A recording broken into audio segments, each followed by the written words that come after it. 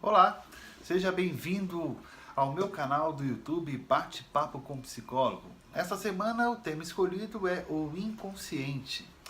Por que escolher esse tema tão abstrato, ou às vezes podemos dizer até tão complexo, para o nosso canal? A ideia não é transformar esse vídeo em um conteúdo acadêmico, né? Uma aula sobre o que é o inconsciente e todas as suas adjacências.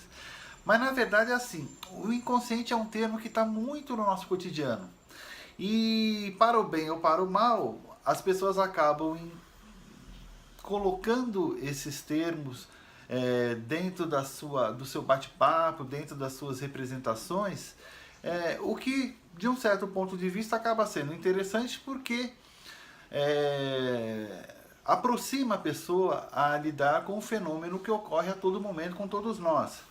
Agora, o problema é que muitas vezes as pessoas acabam utilizando esse termo e todas as suas relações de uma maneira inapropriada. Por exemplo, na área da saúde. Em determinados momentos, algumas pessoas apresentam uma série de sintomas que, que acabam sendo originários, né, por fatores aí emocionais, por uma certa dificuldade, uma falta de habilidade em lidar com algumas situações do nosso dia a dia. E quais seriam, por exemplo, esses sintomas? Uma falta de ar, uma dor nas costas, alguma constipação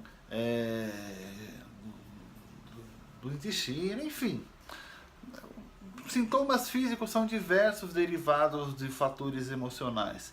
E que em diversas situações, as pessoas acabam, até por não estar acostumadas a lidar com isso, indo ao médico, né, ou indo à área algum profissional da saúde, que acaba traduzindo esses sintomas como algo psicossomático.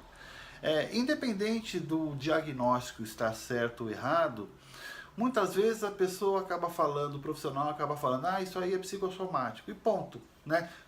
Às vezes fala assim, não, isso não tem nada, isso aí é psicossomático. E a pessoa que recebe esse diagnóstico fica muito incomodada, né? Porque fica parecendo assim, então quer dizer que é culpa minha? Ok, é psicossomático, eu faço o que com isso? Né? Tem remédio, busca na farmácia. E isso acaba não sendo proveitoso para que a pessoa possa lidar de uma maneira adequada. Então, a ideia é um pouco isso, trazer alguns termos que acabam se falando aí como se fossem coisas já sabidas, né? De uma maneira um pouco mais clara. Por exemplo, a gente ouve muito falar assim, a pessoa é muito egocêntrica, isso é coisa do ego da pessoa, inflado, né? O indivíduo tem um superego muito rígido. E assim, caramba, id, ego, superego, a pessoa é recalcada, a pessoa é reprimida. O que isso de fato significa, né? Como a gente pode lidar com esses fatores que, independente da gente querer ou não, a gente é envolvido por esse processo.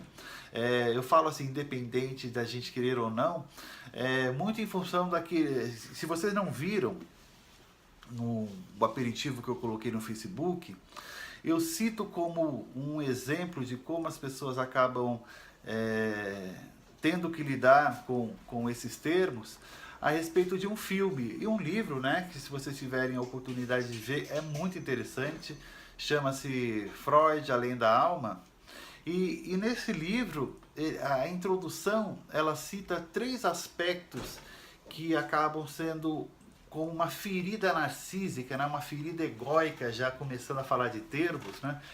Em relação ao processo de autoobservação, de autoconhecimento do ser humano. Então, quais seriam essas 3 feridas narcísicas? Vamos traduzir, talvez, narcísico, que possa caminhar muito para um termo específico da psicologia, mas uma questão da vaidade, a vaidade do homem. Sem querer entrar em conflitos de ordem religiosa, mas até alguns séculos atrás, o que se tinha em mente, né, em relação à Terra é que o nosso planeta era o centro do universo, né? O céu, o Sol girava em torno da Terra, os outros planetas giravam em torno da Terra, então você tinha descrições, por exemplo, o mapa astrológico, né? Que os babilônios observavam os céus. Você tem a Bíblia, né? Com a descrição do Gênesis, que foi colocado a Lua e o Sol girando em torno da Terra. Era essa imagem que se tinha como a Terra sendo o planeta, né? O centro a parte mais importante do universo. E aí vem o Copérnico, né? E ele fala assim, olha gente, as coisas não são bem assim não, viu? A Terra não é o centro do universo, ele é um planeta mediano, né? Tem planeta bem maior do que o nosso, e a gente gira em torno do Sol, que é uma estrela como outra qualquer. Na verdade não é nem uma grande estrela, né? Tem estrelas bem maiores do que o próprio Sol. Então foi o primeiro impacto, assim, caramba, então quer dizer que nós não somos os seres mais importantes do universo, né? Pois é, não somos. A segunda ferida narcísica, a segunda ferida na nossa vaidade, seria dada pelo Charles Darwin, quando tinha-se a imagem de que assim, ok, nós não somos do centro do universo, mas nós somos feitos à imagem e semelhança de Deus, nós fomos feitos do barro pelo sopro divino, né? E, mais uma vez, sem querer polemizar a questão religiosa, né? Muito do que se, pelo próprio estudo da ciência, dos próprios evidências que nós temos, o que se tem hoje em dia em relação à interpretação dos livros sagrados é que o Antigo Testamento ele é escrito de uma maneira muito mais simbólica do que algo a ferro e fogo. Então, o Charles Darwin fala o seguinte, olha gente, é o seguinte, nós não fomos feitos do barro, nós somos nós fazemos parte de um processo natural de seleção das espécies e nós nem somos a parte final, nós estamos ainda em processo de desenvolvimento ou de seleção pela história. E pasmem, o nosso parente mais próximo são os chimpanzés, viu? Então, quer dizer, toda aquela divindade, toda aquela pompa em relação ao homem ser tão superior foi se desfeito pelo Charles Darwin. E aí ficou-se mais uma terceira questão. Tá bom, pelo menos eu sei o que faço, eu escolho, eu sou aquele que determina como a minha vida deve ser levada, como deve ser feita, independente do que os efeitos da natureza possam exercer, né? E aí a terceira porrada na vaidade do ser humano foi dada pelo Freud, que ele fala o seguinte, olha gente, nós temos um cérebro, uma mente, né, melhor dizendo, essa mente, ela tem uma porção, uma parcela, né, inconsciente, e essa parcela é muito maior do que a consciente.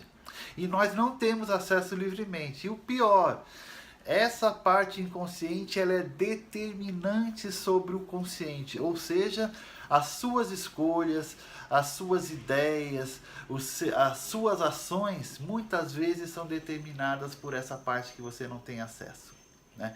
Eu gosto de dar um exemplo, eu vou ver se eu consigo mostrar aqui para vocês que a ideia de separar a mente consciente do inconsciente seria como se nós tivéssemos a imagem de um iceberg. Então eu vou mostrar. Essa figura que eu vou mostrar para vocês é uma figura bem conhecida, né? Desde que eu me dou por gente na internet eu vejo essa foto. Mas para mim é uma das melhores fotos para que se possa determinar o que seria o inconsciente. Então vamos ver se dá para vocês verem. Olha só. Aqui em cima vocês estão vendo o iceberg, né? A parte que está por cima, que a gente está de barco, né? E a gente consegue enxergar. Agora, olha só o tamanho de como é o iceberg lá embaixo. Por mais que seja grande essa montanha de gelo, embaixo é muito maior, né? E essa seria, então, a nossa mente. Então, de uma forma geral, eu queria fazer essa introdução dizendo quais são as intenções de poder falar sobre o inconsciente. O que a gente vai falar a respeito disso? diferença entre inconsciente, pré-consciente, subconsciente, consciente, esses termos sobre id, ego, superego, recalque, repressão, o que seria essa questão da psicossomática. Então, são esses os termos que eu vou colocar aqui. Tem como é que chama? Tem uma ferramenta utilizada para melhor comunicação entre pessoas e também entre grupos, que é muito interessante, que se chama Janela de Johari. Eu vou falar para vocês sobre elas, que dá uma certa forma, de uma certa forma dá para a gente entender como que a gente lida com a nossa mente e com essas questões, como a gente pode trabalhar com algumas questões do nosso inconsciente, tá certo? Obviamente, deixando bem claro que muitas vezes é através de um processo de terapia, de psicoterapia, que a gente acaba tendo uma melhor compreensão do inconsciente em nossas vidas. Mas, como sempre, eu gosto de dar uma ferramenta, né, um instrumento para que vocês possam se autoavaliar, se auto-observar e trabalhar em cima daquilo que possa ser melhor para a qualidade de vida de vocês. Então, próximo vídeo, eu vou começar entrando nos termos e diferenciando para que possa ter um melhor entendimento sobre o universo inconsciente na vida das pessoas. Um abraço e até o próximo vídeo.